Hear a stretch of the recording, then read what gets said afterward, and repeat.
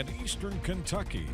This is WYMT Mountain News at 5:30. Good evening, I'm Steve Hensley. President Biden's son, Hunter Biden, has agreed to a plea deal with the Department of Justice, which could end a more than 5-year investigation into tax problems and an illegal gun possession. Hunter Biden still has to appear in court, and a judge must sign off on the deal before it becomes official. CBS's Skylar Henry is at the White House with more. President Biden says he will continue to love and support his son as Hunter Biden agrees to a plea deal with the Department of Justice.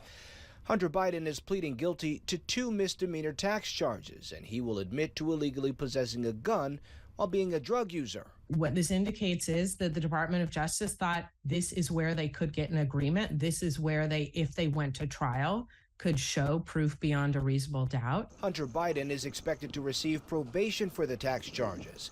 He'll have the gun charge removed after 2 years if he completes a diversion program. I think the judge is going to do what's fair. And I think what's fair is, my client gets on with his life. U.S. Attorney David Weiss, who was first appointed by former President Trump, defended the sentencing recommendation in a statement, saying actual sentences for federal crimes are typically less than the maximum penalties.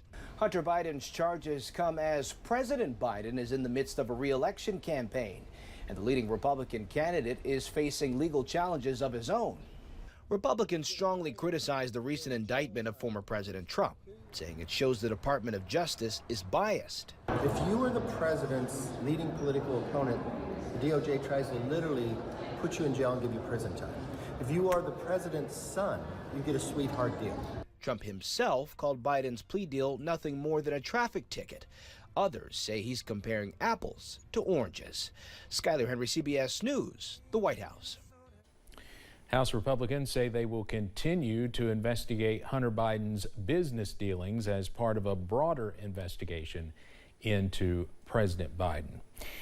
The trial into former President Donald Trump's reported mishandling of classified documents is set to begin in mid-August. Arguments for the parameters for the jury trial are expected to happen at the end of July, but those dates could be pushed back because of the case's complexities.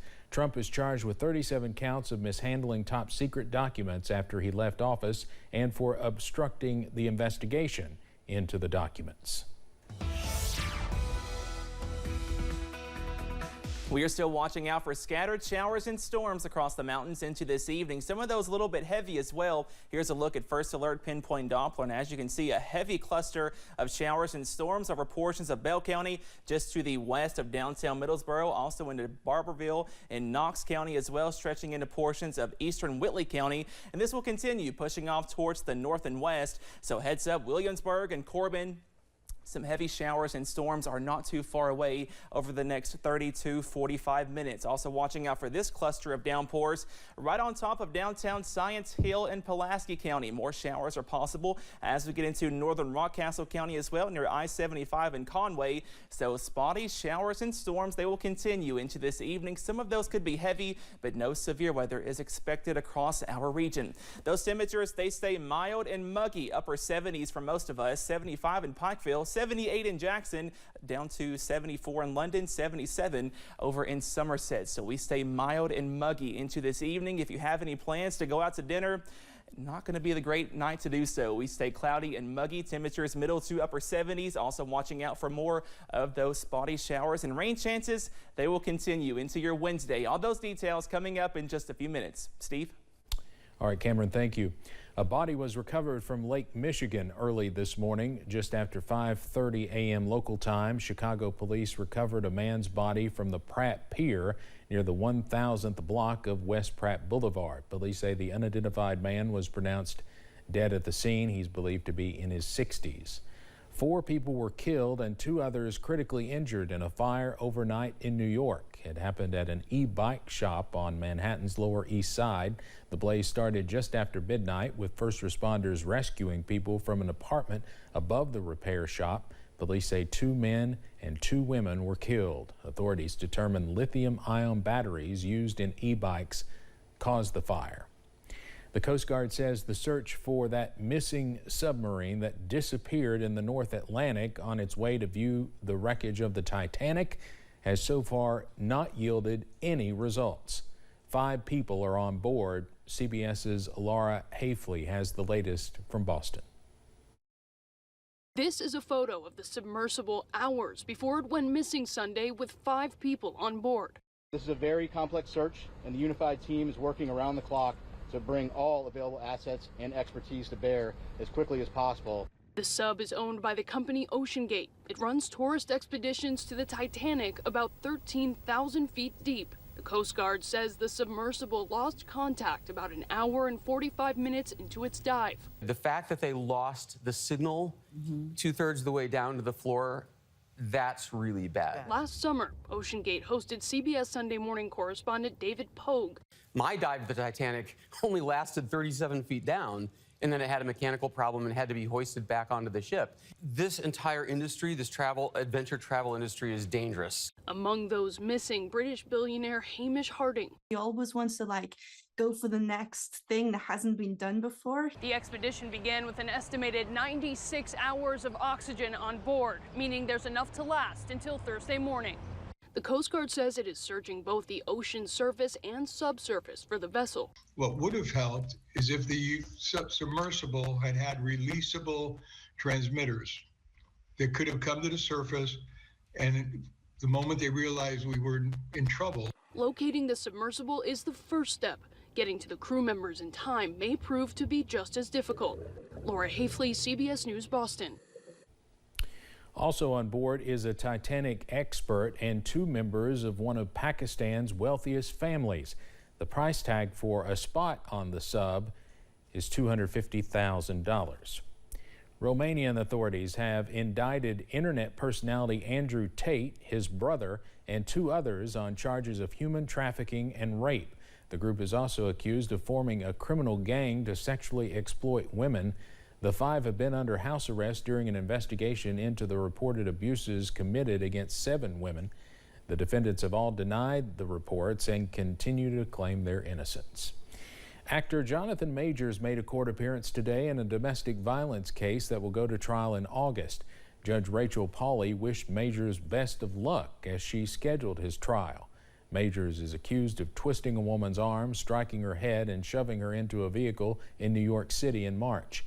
He's charged with several misdemeanors, including assault, and could be sentenced up to a year in jail if convicted. French investigators searched the headquarters of Paris 2024 Olympic organizers today as part of a probe into possible corruption. The office was among several locations included in the investigation being conducted by the French National Financial Prosecutor's Office. Officials say the searches stem from a 2017 probe involving embezzling of public funds and favoritism, and a 2022 probe of possible conflicts of interest and favoritism. Beijing and Havana are reportedly discussing a joint military training facility in Cuba. Secretary of State Antony Blinken says he made the U.S.'s concerns very clear during his meetings in Beijing this week. The military facility would potentially host hundreds of Chinese troops. Some in the intelligence community see it as a response to U.S. military activity in Taiwan, which is the same distance from mainland China as Cuba is from Florida. It is never too early or too late to set aside money for some summer fun, whether it's a vacation or an investment like a boat or a pool. In this Watching Your Wallet, consumer investigator Rachel DePompa talks to a financial expert about ways to save. Maybe you want to buy a boat one day or jet skis. Maybe you're dreaming of a pool in the backyard or a week-long vacation overseas. These are all fun summer things you can save up for one day if you take the time to plan it out. Create a budget and know where every dollar is going. Michael Joyce with the financial firm Agili says this is especially true with vacation. Hotels, tickets, even food are all more expensive right now. Put a little bit aside from every paycheck and really factor in where you're going to go on vacation, how much it's going to cost, and figure that there's going to be some things that come up that are going to be more expensive than you thought they'd be. Another way to build up savings for a vacation or a purchase like a boat is to set aside a small amount from each paycheck. maybe you have it automatically withdrawn each month. One way to do it is you could actually set up a separate savings account, and you can just use that to earmark funds for that special purchase that you want to make. It's okay to save for multiple things at once. Absolutely. If you've missed the window this year, or you've already gone on your trip, or you're about to go, start saving in September for your vacation next year. A small amount each month adds up quickly by the time next June rolls around. With this Watching Your Wallet, I'm Rachel DePompa.